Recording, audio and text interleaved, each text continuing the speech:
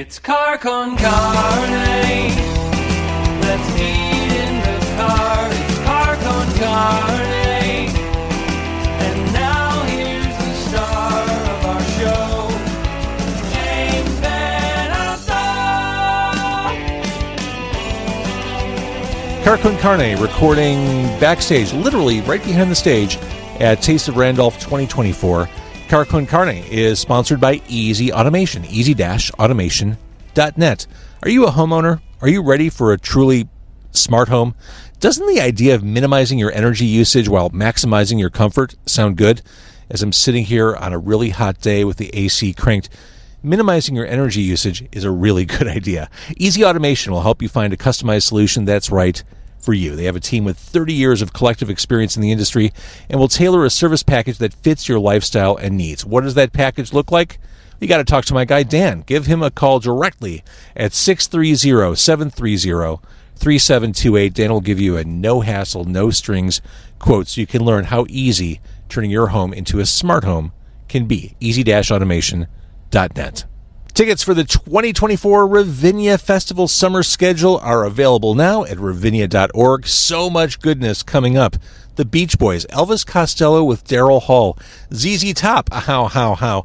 So many more, ranging from classical to rock, all points in between, all happening under the stars at Ravinia. Book your tickets today before they all go away. Ravinia.org for the full schedule and for tickets.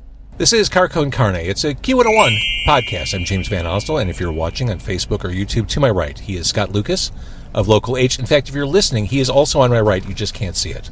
Where's my food, James? This is Car Con Carne. Where's my goddamn sandwich? I've been here all day. I'm out. I've got nothing, but I figured our conversation will carry us. Okay. All right. We'll see how that goes. You have a cold beverage? You have a liquid death? Sure. Yeah. So we're recording outside the Taste of Randolph. Taste of Randolph 2024. We're here on Saturday night. Local H is your headliner for that. Street festivals really do define Chicago. I mean, this is what the city kind of goes all in on. Yeah, they're fun, except for the people. What do you mean? People walk around like they're in a zombie movie, and not fast zombie movies. I'm talking about 1978 George Romero. This isn't 28 Weeks Later. This is the real stuff. It's classic stuff. Yeah. Don't people have anywhere to go? Well, it's not just the way they drive in the city. It's like, don't you people have jobs? I think ever since COVID, people forgot just how to exist. I mean, they have no spatial awareness. I did experience that when I was walking around Taste of Randolph, but it's no different when I walk through Mariano's or anywhere else. Like, people just are oblivious. Well, I mean, I shouldn't even have to go out there. I am, after all, You're talent. A VIP. I mean, you are the talent. Well, what am I doing walking around with the hoi polloi? People know you're kidding. Do they? Am I? I'm giving you the benefit of the doubt. Okay, yeah. all right. But yes, it's Street Festival season. Local H headlining tonight as we're recording this. Given that this is a Chicago crowd, given this is your crowd, given the amount of music you've created over the past few decades, is it hard or easy to come up with a set list that kind of makes people happy but also plays to the fans? I think, just playing outside, something like this, you just kind of want people to have fun, basically. So that's kind of what a set list is. So you want to, I want people to get excited and sing along, and I'm not immune to people wanting to like me. It's not like, I mean, we're putting out a reissue of PJ Souls, but we don't really have anything else to sell, so we can play whatever the hell we want at this point, so it is what it is. It's going to be lots of hits, James, all the hits. I was walking through here. I got here around 12:30, and I realized how loud that sound system was, and the first thought I had was, oh my God, Local H is going to absolutely level this neighborhood. Yeah, these are not really, I've walked around, there's a lot of really fancy, good-looking people. They're not my crew. I felt like a monster walking through here. I had the same exact thought, like, I'm hideous, don't look at me. Yeah, these people aren't, there's going to be a lot of people who are not going to be into this. You'd be surprised. I would be surprised.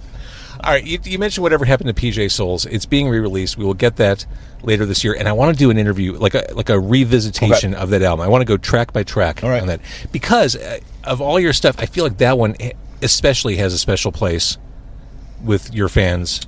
Yeah, I mean, it does with me too. I mean, I really like that record, and you know, it's a good headphone record. But I mean, we dived into that thing, and you know, a year disappeared just like trying to get tones on that thing. So we went all out.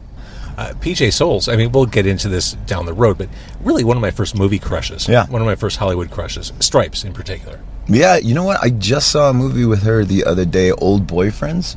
Don't know it. Playing on the Criterion Channel, and I thought I'd seen everything she was in, and boom, she pops up in this. That's the thing about her, is like, she's in everything. You know, everyone knows about Rock and Roll High School and Halloween, but she's in Breaking Away. She's Breaking Away. Yeah, she's in Carrie. You know, that's right. Yeah. So, speaking of Halloween, John Carpenter, did you listen to the most recent Lost Themes album he did this year? I probably have. I mean, we put them on whenever we're driving at night. You know, which is perfect. It's the Noir album. Yeah. It's really good. Yeah. No surprise, but when I'm working, like whenever I'm working on anything at home, I've got Carpenter music on. Yeah. Have you tried to interview him? I've tried. The closest I came was Sandy King. Yeah. He doesn't do good. He doesn't give good interview. He doesn't want to talk about that stuff anymore. Which is great. I'd be happy just talking about those albums and the scores. Yeah, he'll probably talk about a new record, but I don't think I've heard him before, and it's I felt bad for. I don't usually feel bad for interviewers, but he was bad. Thinking about you've done so many interviews throughout your career. You host the Lifers podcast. How much experience or observation did you take with you into doing this podcast, which you've been doing for a while now? You're doing a fantastic job with it, but from what you experience on the other end of the mic, how much does that inform what you do as a host? It hasn't prepared me for anything, honestly. You know, I'm really bad at it, and you know, I disagree. I disagree. Well, like, you know, like when I go to ask a question, I'm just like, fucking ask the question. You know, like somebody like you know how to do it, and I'm not. I don't have that talent that you have. So it's one of those things that there hasn't been any interview that's prepared me to do it. I think that's the beauty of this medium, is you don't need to have question, answer. It can be a little meandering, but it also can be just natural. Yeah. You have that freedom. You don't have a boss. True. No bosses. But, you know, once again, you know, I don't want people to be bored when they listen to it, you know. But I also, you're right. I mean, we'll talk about whatever we want, and I think it works, and whatever. I think I've got 25 more episodes in me. We'll see how it goes. I think the biggest challenge for you, same as for any podcaster, is sharing the load, the responsibility with other people. You hosted with Ben and Gabe. I think it's hard to have like consensus, democratic approaches to that type of content. Yeah, well, I mean, I couldn't do it without those guys. I mean, it's like, it's perfect, like, for whatever reason, and I don't know if I knew it was going to be, but I mean, I knew Gabe would be great at it, but like, you know, what Ben brings to it, it's just everybody's personality is so different. But you know, sometimes I really enjoy listening to us talk. I'm like, oh, these guys sound like. Well, that's just funny. it. It's not forced, and that's the secret. It has to be natural. You have to be authentic. And you've known these guys. I mean, you've known Gabe since Gabe, the womb. Yeah, right. But I mean, I haven't known Ben that long, and we just got really lucky. It just really works. And you know, everybody has their quirks that they bring to it, and it cracks me up. So you're having fun. That's the secret to it. Yeah, I do enjoy doing the show with them. I look forward to it. I mean, the biggest pain in the ass is trying. I got to get a guest for the show in 2 days. You know, that is the hardest thing in the world. Crazy. I've said once I make $1 million on Car Con Carne, the first thing I do is hire someone to book for me. Right. Yeah. Forget monetization and all that. If you can just handle the calendar and the outreach, that'd be great. Yeah. And see, I'd imagine you'd have an easier time because you know a lot of these people personally. Yeah, but some of you'd be surprised at people that you thought were your friends, and then they got no problem jerking you around, and it's like, answer me, can you do this? You said you'd do it. Nah, I'm not going to do it. So, yeah, I've been ghosted a few times. Oh yeah, you have too? Oh yeah, like a couple of weeks ago. I feel like I wouldn't want to be on your shit list. I feel bad for those people. No, those people don't care. They're not afraid of me. But you're having fun. Again, the podcast is Lifers. The most recent full-length new music release we had from you was Lifers. Mm-hmm. I'm assuming, I know you're always writing and creating and stuff. Where are you at with new music? No, I'm working on this, trying to get this movie out, and I can't really concentrate on anything else. Well, let's talk about the movie. It's called Lifers. Jesus Christ. Yeah, see, I got it. You understand branding. This is great marketing. Yeah, right. What am I going to do when I have to come up with a real title? Well, I've got a lot of great titles. But I want to hear about the movie, because we haven't talked about this. It's kind of like a cross between Song Remains the Same and Slacker, Richard Linklater's Slacker. So it's kind of a concert movie, but there are actors in it, and there are people playing themselves, and so it's just. Do we get a Ryan Harding version of Moby Dick? No, we don't. No, we don't. Because I can't afford Moby Dick. That's right. I can't even afford the songs that are in it. But yeah, it's you get to see.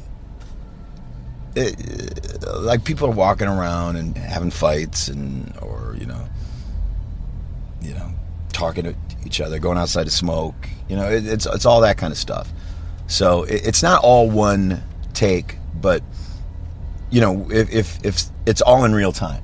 So if somebody is outside, you can hear the music, but that it's not going to cut back and forth. That part of the song is over, like if you were going to a real concert. So everybody had to have their part and do it, and we went through the whole thing and went through the script, and I told people where they had to be and where the camera had to be, and we went through that, the camera placement and all that stuff 3 times, and I was like, I got to get ready for the show now. So you guys are on your own. So in that way I directed it, but I wasn't there. I had to also be on stage. So when it came time to edit it, I was like, we had to make certain choices that I didn't think I was going to make, and it made it better. But it was interesting. It was, and if we didn't get a shot, there was one shot that we didn't get. I didn't think we got, and then we had to redo it, and it didn't work. If we didn't get the shot on that night, the energy of it just didn't work. It didn't cut together. Did working on this kick the door open? Did it make you want to just do a lot more of movie stuff? Yeah, I'd love to. I'd love to do something that I'm not in. And it was like I bought this computer, a new computer with Final Cut in it, and so I was going to edit the whole movie, and I did. And then once I edited it, once I finished the edit, my partner Felix, he goes, "Yeah, nobody uses Final Cut. Everyone uses Premiere." I was like, "What? Why didn't you tell me that?" And so I had to re-edit the movie again. Oh, God. I had to teach myself Premiere, and so... Which isn't easy. No. I mean, it wasn't easy learning Final Cut. I was going to say, neither of those movie programs are terribly easy just to jump right in. Like, you need to jump on YouTube for some tutorials, or, like, I've Googled tons of stuff. Yeah, I had to do some crying. There was a whole lot of crying involved. But knowing your passion for film, like, I could see this being a gateway to you. I mean, the idea of you directing a movie, scoring a movie, does that appeal to you? Yeah. All that stuff does appeal to me. I did some scoring, and I really enjoyed it. And I really enjoyed directing, and I really enjoyed the editing process. I really loved it. Were you how involved were you with Local H videos in years prior? Sort of involved, like really interested in what the concept of each video was going to be, and I'd work with the director, but I not I never really meddled behind the camera or anything like that. Like, each video has a Martin Scorsese shot in it that I made them do. And I've made like 4 or 5 videos with Phil Harder, and he goes, okay, so what's the Martin Scorsese shot going to be? I was like, well, this one, or or have him fall, have the I don't think I knew this fall. about your videos. That's amazing. Yeah, each one has one shot. What's the best Scorsese movie? It's Raging Bull. It's the best movie. It's an amazing piece of work. I grew up on King of Comedy. That was always my dark horse. Like, Great movie. just the whole demented talk show. Yeah. Love that movie. Yeah, it's great.